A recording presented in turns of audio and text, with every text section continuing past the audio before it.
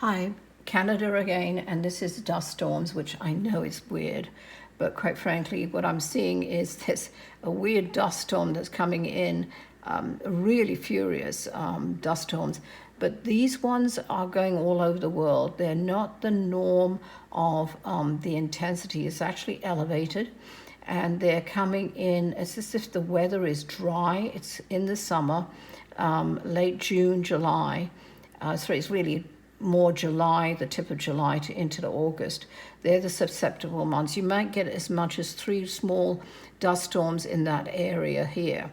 And don't know why, but that's where I'm seeing it. Okay, so be careful. Put your car away if you don't want it sanded down or damaged, things like that. And be careful.